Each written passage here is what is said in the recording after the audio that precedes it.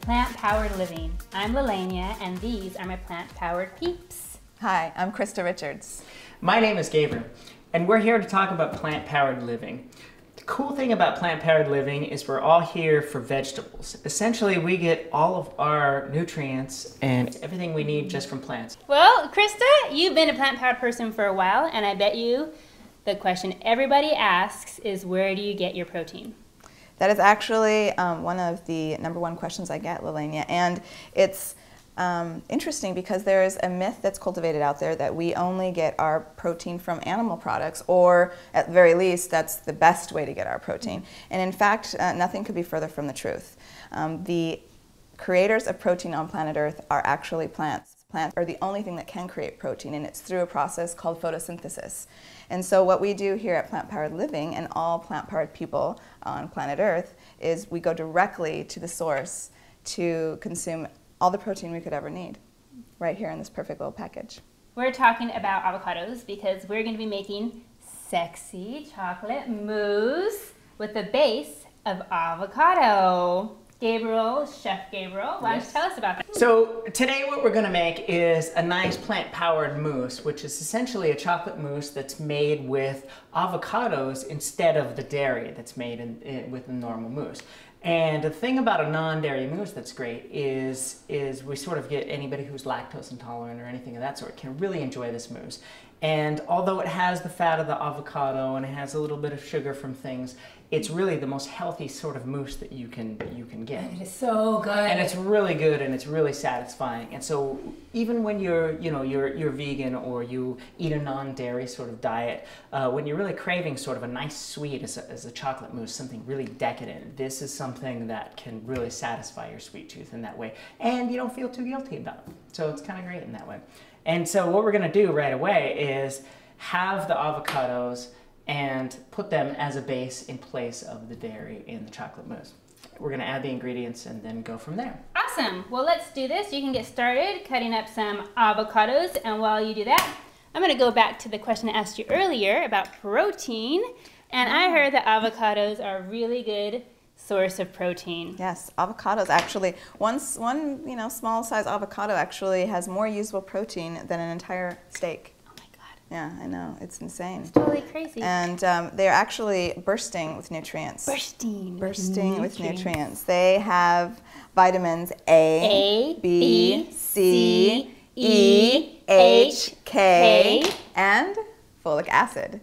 Folic acid is a fabulous vitamin, and it actually is essential for female health, and especially when women are pregnant. They need to make sure that they are intaking enough fruits and vegetables that contain folic acid, avocados being one of them. And it's amazing to me how nature puts things in a package to let us know exactly when and why we should be consuming them. So we have the avocados, and they're cut. Now what do we do? Well, we have 3 avocados, cut them in half. What I'm going to do is kind of slice these and then take them out of the sort of shell container that they have. And then I'll put them in a food processor. So let's do it. Let's do it. Okay. Can I ask you why you choose to slice them rather than just taking a spoon and scooping them out? The reason that I end up slicing them is it seems like when I go around with the spoon, it depends on what kind of spoon you use, but the shape of the spoon, it kind of can just get the ingredients sort of out of the avocado shell a little bit better. It kind of scoops it up. I mean, you can do it any sort of which way you want. I just find that this is a little bit easier. And I get used to sort of slicing them in little squares like this, so that if I decide in the midst of making a mousse that somebody on the sidelines is saying, hey, I want a salad and I want to steal one of your avocado slices, they can just dice these out onto a salad or whatever else they want. What I'd like to point out in regards to this method of slicing it like that, it's really great. If you do need to keep them intact into little squares, is you can just kind of like cut the edge like that, split it in half, and then very easily you can pop out. Oh, wow. You can That's just, pretty cool. you pop them right out.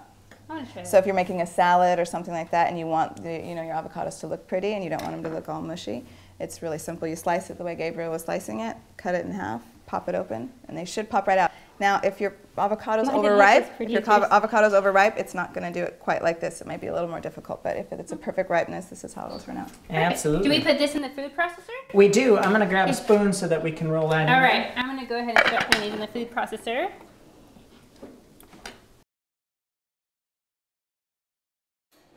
There's the best spoon here. So if you just roll a spoon around the... Oh, I see. I'm just going to do it here and be really slick about it. All right. Of course you are. Just kind of roll it around the skin because you want to sort of make the mousse in a hurry because you want the end result to be there. Because we're in a huge hurry. Because at this point, we're done with avocados and we want mousse, right? Yeah. Oh yeah. Okay, so let me just put this in here. There you go. Just put that in the food processor and we have it going. Into the food processor. So the important part of a mousse that you want is chocolate, right? Chocolate makes any sort of mousse, any sort of real dessert that you want something, unless it's a vanilla cake or something. I mean, you want chocolate, right? You have a dessert, you want it decadent, you need chocolate. So the best thing about chocolate is, I mean, it really does have a lot of antioxidants, really does make you feel fantastic when you eat it. The problem with chocolate is it has sort of this thought of being like high fat, like not very good for you sort of thing. So what I do is I use a natural dark chocolate, a dairy-free dark chocolate, not milk chocolate. It doesn't have any milk or dairy or anything in it. And I use a chocolate that is generally an organic chocolate, something good. Go to the expensive aisle of your supermarket and get something that costs a couple more bucks. And something that doesn't have dairy, and it's just pretty much straight chocolate. If you can read all the ingredients on it, it's like 4 ingredients, it's great. So the thing about this is it's a couple more bucks, but the thing is when you get the chocolate, I mean, it tastes fantastic. It is awesome chocolate. You get it and it's dark chocolate and it doesn't have a lot of sweetness to it. So a lot of times, you know, if you get 88% chocolate, 75% chocolate, it's something that's a little bit bitter to your taste buds. You let it melt in your mouth and it's fantastic. So we want to use this chocolate for the avocado mousse because the chocolate itself is going to melt well. It's not going to add extra sweetness, and it's just going to bring a chocolate punch to the whole party.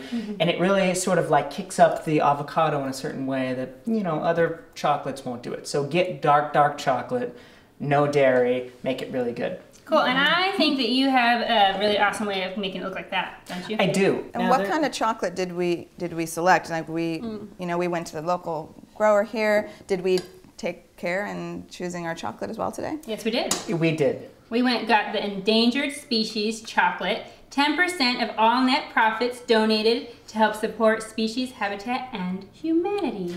You know, that's a good point. I really think that when you're buying chocolate, you know, you can get the cheap chocolate bar when you're spending the extra $1.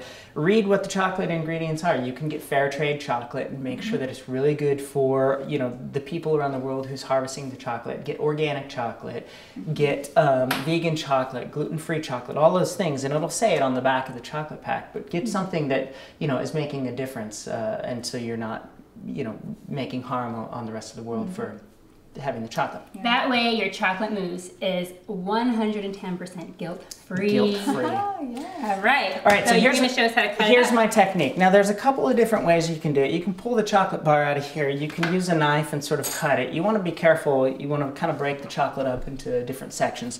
What I end up doing is leaving it in the package like this. Take some heavy knife, the back of a cleaver or something, not the sharp side. Watch out, ladies. All right. And it's kind of loud, but I end up just banging on the back of it. Go this way, turn it just a little bit, go the other way. You can kind of manhandle it a little bit as long as you're not, you know, breaking the package a little bit. If you do that enough and you're really slick about it, you can open up the package and you pretty much have your chopped chocolate inside ready to go. So that's what I've done, and I've put it in the bowl there, and we're ready to go. 2 bars of chocolate, 3 avocados. Let's go ahead. The 2 bars of chocolate are 3 ounces each, so that's about like 6 ounces of chocolate or so. All right, so now we have to melt the chocolate, is that correct? Melt the chocolate. So here's what we're gonna do. Melting the chocolate, there's a couple of different ways you can do it. If you melt chocolate, you want to do it at a really, really low heat. So we want to use a double boiler. And in a double boiler, which most of us don't have, I just use a little pot with a little bit of boiling water and then kind of a dish or a bowl. I use a glass one, it can be a metal one, over the top of that. And it sort of just slowly melts it without scorching it or getting too hot. So here's what we're going to do over the stove here. We're going to melt the chocolate. All right, go for it, boy.